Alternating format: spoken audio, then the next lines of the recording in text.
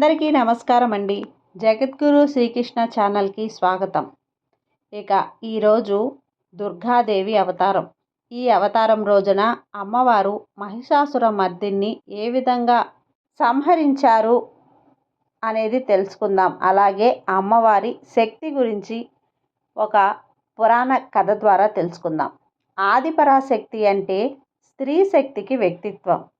చూసేందుకు అమ్మవారు 8 లేదా 10 చేతులతో దర్శనమిస్తుంది. అందుకే ఆమెను అష్టభుజ లేదా దశభుజధారిణి అంటారు. సింహాన్ని అధిరోహించిన దుర్గమ్మ పాదాల కింద మహిషాసురుణ్ణి సంహరిస్తూ ఉగ్ర రూపంలో దర్శనమిస్తుంది. శక్తి స్వరూపమైన అమ్మవారు దుర్గాష్టమి రోజున భక్తుల పూజలు అందుకుంటుంది. ప్రతి నెల శుక్లపక్షం 8వ రోజున దుర్గాష్టమి జరుపుకుంటారు. స్వాభావికంగా అసురులకు దేవతలకు మధ్య వైరం ఉంది. ఎందరో అసురులు వరబల గర్వంతో స్వర్గాన్ని జయించడం, తర్వాత విష్ణువు పరమేశ్వరుడు వేర్వేరు అవతారాలు ధరించి వారిని నిర్జించడం జరుగుతూ ఉంటుంది. అదేవిధంగా మహిషాసురుడు కూడా దేవతలను నాశనం చేయాలని నిర్ణయించాడు. అందువల్ల బ్రహ్మను గురించి తపస్సు చేసి అందరూ రాక్షసుల మాదిరిగానే చావు లేకుండా వరమిమ్మని అడిగాడు. అది కుదరదని చెప్పడంతో మహిళలు అంటే అబలలు కనుక వారు తనను ఎలానో సంహరించలేరు కనుక వారు మినహా ఎవరి చేత మరణం లేకుండా వరమిమ్మని కోరాడు. అందుకు బ్రహ్మ అంగీకరించి వరమిచ్చాడు. మహిషాసురుడు వరబల గర్వంతో పేట్రేగిపోయాడు. తనను ఓడించే మహిళ ఉండదని విర్రవీగుతూ దేవతలతో యుద్ధానికి దిగి వారిని ఓడించాడు. దానితో దేవతలు తమను రక్షించమని త్రిమూర్తులను వేడుకున్నారు. వారు తమ 3 శక్తులను కలబోసి ఒక మహిళను సృష్టించారు. ఆమె దుర్గాదేవి. మహిషాసురుని జన్మ వృత్తాంతం తెలుసుకుందాం. దానవ వంశానికి మూల పురుషుడైన ధనువుకు రంభుడు, కరంబుడు అని 2 కుమారులు. వీరిద్దరూ పుట్టుకతో దానవులైన గుణంలో ప్రవర్తనలో చాలా మంచివాళ్ళు. వీరిద్దరికీ ఉన్న ఒకే ఒక్క లోపం సంతానం లేకపోవటం. ఆ లోపం సరిదిద్దుకోవాలని వారిద్దరూ కూడా తపస్సు చేయాలని సంకల్పించారు. కరంబుడు పంచనదనం అను మడుగులో దిగి ఒంటి కాలి మీద తీవ్ర తపస్సు ప్రారంభించాడు. రంభుడు దానికి దగ్గరలో ఉన్న ఒక సాల వృక్షాన్ని ఎక్కి అకుంఠిత నిక్షతో అగ్నిదేవుణ్ణి గురించి తపస్సు ప్రారంభించాడు. కాలంతో పాటు వారిరువురు తపస్సు కూడా వేగంగా సాగుతోంది. వారి తీవ్ర తపస్సు ఇంద్రుణ్ణి భయభ్రాంతులకు గురిచేసింది. అంతే, మొసలి రూపం ధరించి కరంబుడి పాదాలు పట్టుకొని నీళ్లలోకి లాగి సంహరించాడు ఇంద్రుడు. అది తెలిసి రంభుడు తీవ్ర వేదనకు గురయ్యాడు. ఇంద్రుణ్ణి చంపేయాలనిపించింది. కానీ తపోదీక్షకు క్రోధిక్తుడు కారాదు అనే ధర్మానికి కట్టుబడి శాంతచిత్తుడై ఆలోచించి తన తలను ఖండించుకొని అగ్నికి ఆహుతి చేయాలని నిర్ణయించుకొని ఎడమ చేతిలో తన జుట్టు పట్టుకొని కుడి చేత్తో తలను ఖండించుకోబోయాడు.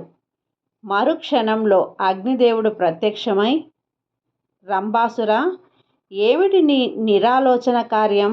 నీవు ప్రాణత్యాగం చేసినంత మాత్రాన మరణించిన నీ తమ్ముడు తిరిగి బ్రతికి వస్తాడనుకుంటున్నావా? ఈ ప్రయత్నం మానుకో అన్నాడు. హుతవాహన అసువులు బాసిన నా తమ్ముడు అమరుడు కాడని నాకు తెలుసు. సంతానం కోసమే కానీ ఇంద్ర పదవిని ఆశించి మేమేమీ తపస్సు చేయలేదు. ఈ సత్యం తెలిసి కూడా మహేంద్రుడు నిష్కారణంగా నా తమ్ముణ్ణి చంపి మా దానవజాతికి తీరని మహారాపరాధం చేశాడు. అందుకు ప్రతీకారంగా సర్వప్రాణి గణాలకు అజేయుడు, కామరూపుడు, మహాపరాక్రమవంతుడు, సకల లోక వందితుడు, త్రిలోక విజేత అయిన పుత్రుణ్ణి నాకు వరంగా అనుగ్రహించు అని కోరుకున్నాడు రంభాసురుడు. రంభాసురా, నీ మనసు ఏ కామిని మీద కామ వశీభూతమవుతుందో ఆమె గర్భాన నీవు కోరుకున్న పుత్రుడు జన్మిస్తాడు అని వరమిచ్చి అదృశ్యమయ్యాడు. అగ్నిదేవుడు రంభాసురుడు తన ఇంటికి తిరిగి వస్తూ మధ్య మార్గంలో యక్షవిహార భూమి అయిన ఒక అందమైన ప్రదేశాన్ని చూశాడు. అక్కడ మహిషి కామరత్తై విహరిస్తోంది. దాన్ని చూడగానే రంభుని మనసు చలించి దానితో సంగమించాడు. తత్ఫలితంగా ఆ మహిషి గర్భవతి అయింది. రంభుడు సంతోషించి ఆ మహిషిని తన పాతాళ నగరానికి పట్టమనిషిని చేసి దాని రక్షణార్థం దున్నపోతులను కాపలాగా ఉంచాడు. ఒకరోజు ఒక దున్నపోతు కామంతో చెలరేగి ఈ రాజమహిషి వెంటపడ్డది. అది చూసి రంభుడు తన దున్నపోతుతో యుద్ధానికి దిగి బలంగా పిడిగుద్దులు గుద్దాడు. ఆ గుద్దలకు ఆ దున్నపోతు బాధగా అరుస్తూ తన బలమైన కొమ్ములతో రంభుని గుండెల్లో బలంగా పొడిచింది. దానికి రంభుడు గిలగిలా తన్నుకుంటూ నేలకు ఒరిగిపోయి మరణించాడు.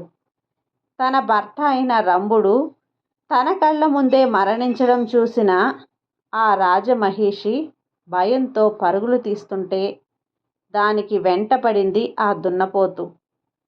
నిండు గర్భంతోనున్న ఆ రాజమహిషి అలా పరుగులు తీస్తూనే యక్ష విహార భూమిని చేరి అక్కడున్న యక్షులను శరణు కోరింది. యక్షులకు ఆ దున్నపోతుకు మధ్య భీకర యుద్ధం జరిగింది. చివరకు ఎలాగైతేనేం యక్షులు ఆ దున్నపోతును సంహరించారు. అనంతరం యక్షులు ఆ రాజమహిషాన్ని ఓదార్చి రంభాసురుణ్ణి మృతదేహాన్ని చితిపై చేర్చి నిప్పు పెట్టారు. తన ప్రాణనాథుని పార్థివ దేహం అగ్నిజ్వాలలకు ఆహుతైపోతుంటే చూసి తట్టుకోలేక ఆ రాజమహిషి పరుగు పరుగున వచ్చి రగులుతున్న చితిలో దూకి సహగమనం చేసింది. యక్షులు ఆశ్చర్యంతో నిశ్చేష్టులై చూస్తుండగా ఆ చితిమంటల నుంచి మహిషాసురుడు ఆవిర్భవించాడు.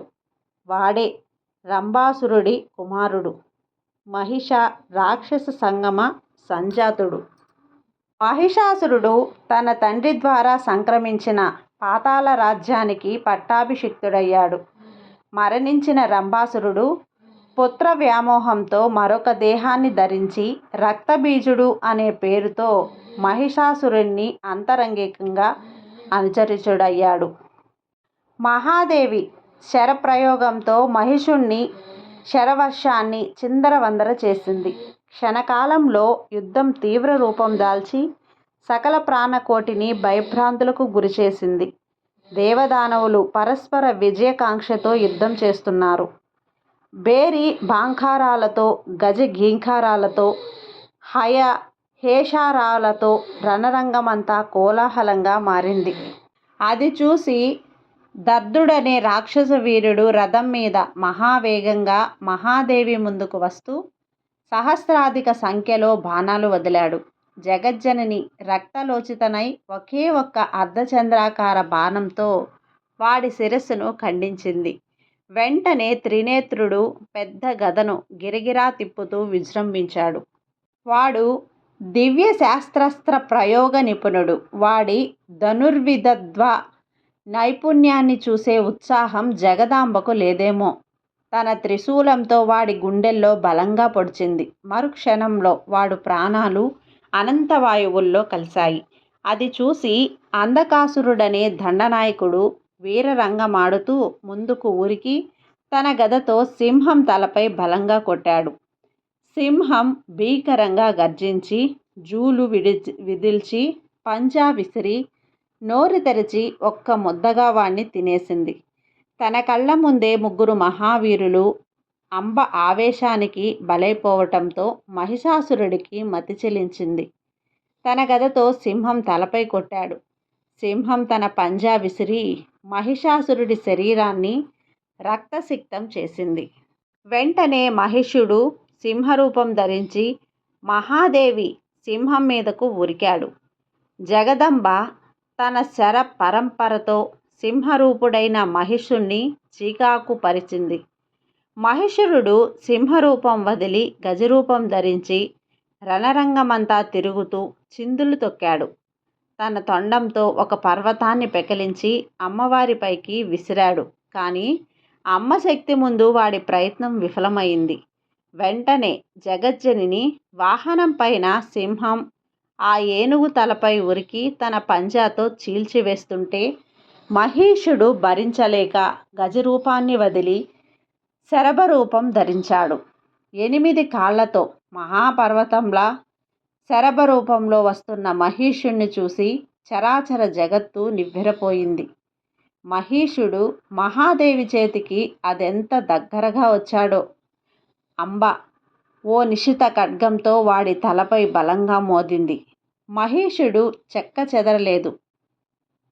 వెంటనే చండికాదేవి 8 అర్ధచంద్రాకార బాణాలతో ఆ శరభం 8 కాళ్లను ఖండించడంతో ఆ శరభం చతికిలబడింది.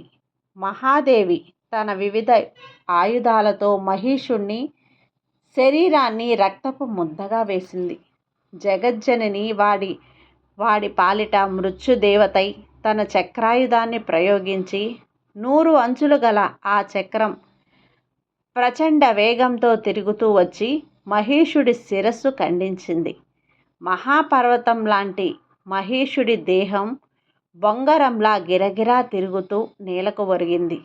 మహిషుడు మరణించాడు. హతశేషులైన రాక్షసులు ప్రాణభయంతో దిక్కుతోచలేదు. అలా పారిపోతుంటే అమ్మవారు సింహవాహనం వారి ముందు ప్రత్యక్షమై అందరినీ తినేసి తన ఆకలి తీర్చుకుంది. దేవతలు జయజయధ్వానాలు చేశారు. అప్సరసలు ఆడిపాడారు. సర్వప్రాణకోటి ఆ మహిషాసుర మర్దిన్ని భక్తిగా కీర్తించారు. దుర్గాష్టమి రోజున దుర్గాదేవిని మహిషాసుర మర్దిని రూపంలో పూజిస్తారు. పశ్చిమ బెంగాల్లో మహిషాసురుణ్ణి చంపుతున్న దుర్గాదేవి విగ్రహాలకు పూజ చేస్తారు. ఇక కర్ణాటకలోని మైసూరుకు ఆ పేరు మహిషాసుర మర్దిని నుంచే వచ్చిందని చెబుతారు. దక్షిణాదిలో ఒక ప్రాంతం నుంచి భూమిని ఆక్రమించుకుంటూ వస్తున్న మహిషాసురుణ్ణి చూసి మైసూర్ ప్రాంత ప్రజలు దుర్గాదేవిని శరణు వేడారని, వారిని కాపాడి అసురుణ్ణి దేవి నిసర్జించిందని చెబుతారు. మైసూరుకు దగ్గరలో చాముండి హిల్స్ ప్రాంతంలో 9 రోజులు యుద్ధానంతరం మహిషాసురుడు నిహతుడయ్యాడని పురాణ కథ. దసరా పండగకు కర్ణాటకలో నడహబ్బ అంటారు. రాష్ట్ర పండుగ అని దీనికి అర్థం. అందుకే ఈ పండుగకు మైసూరు దసరా అనే పేరు కూడా ఉంది. దుర్గతలను నివారించేది మహాశక్తి స్వరూపిణి అమ్మవారు దుర్గాదేవి. పంచప్రకృతి మహాస్వరూపాలలో దుర్గాదేవి మొదటిది. భవబంధాలలో చిక్కుకున్న మానవుణ్ణి ఈ మాత అనుగ్రహించి మోక్షం ప్రసాదిస్తుంది. కోటి సూర్య ప్రభాలతో వెలుగొందే అమ్మని అర్చిస్తే శత్రుబాధలు నశిస్తాయి, విజయం కలుగుతుంది. సకల గ్రహ బాధలు తల్లి నామం జపిస్తే తొలగిపోతాయి. ఆరాధనకు అమ్మ శీఘ్ర అనుగ్రహకారిణి. ఎర్రని బట్టలు పెట్టి ఎర్ర అక్షింతలు ఎర్ర పుష్పాలతో అమ్మను పూజిస్తే దుర్గా సూక్తం పారాయణం చేయాలి. ఓం దుం దుర్గాయై నమః అనే మంత్రాన్ని పఠించాలి. కులజ్ఞానం నివేదనం చేయాలి. దుర్గా లలిత అష్టోత్తరాలు పఠించాలి. ఈ దినం ఆయుధ పూజ లేక అస్త్ర పూజ చేస్తారు. మరికొన్ని చోట్ల దశమి రోజు కూడా చేస్తారు. తాము వాడే పనిముట్లని సామాగ్రిని శుభ్రపరిచి వాటికి పూజ చేస్తారు. అలాగే నవరాత్రులలో ప్రతి దినం సుహాసిని పూజ చేయటానికి అనుకూలమే. అయినా చాలా చోట్ల అష్టమి రోజున ప్రత్యేకంగా సుహాసిని పూజ చేస్తారు. ఈ పూజలో ముత్తైదువైన స్త్రీని అమ్మవారి స్వరూపంగా భావించి దక్షిణ, పండ్లు, కొత్త బట్టలు సమర్పించి భోజనం అర్పిస్తారు. ఈరోజు ప్రత్యేకంగా చేస్తారు. ఇది మహాలయ అమావాస్య రోజున మొదలై అష్టమి రోజుతో ముగుస్తుంది. గౌరీదేవిని బతుకమ్మగా కొలుస్తారు. భక్తులు అమ్మవారికి కుండలలో అన్నం వండుకొని దానికి కుంకుమ కలిపి భక్తితో మెత్తపై పెట్టుకొని అమ్మవారి ఆలయానికి మోసుకొని వెళ్ళి సమర్పిస్తారు. ఈ దుర్గాదేవి శత్రుశాంతి మంత్రం దుష్టశక్తుల నుండి ప్రతికూల పరిస్థితులను ఎదుర్కొనే క్రమంలో ఎంతగానో దోహదం చేస్తుంది. వ్యక్తి యొక్క జీవితంలో సంతోషాలను మెరుగుపరచడమే కాకుండా అసూయ పరుల నుండి వచ్చే ప్రతికూల శక్తులను నిరోధించడానికి దోహదం చేస్తుంది.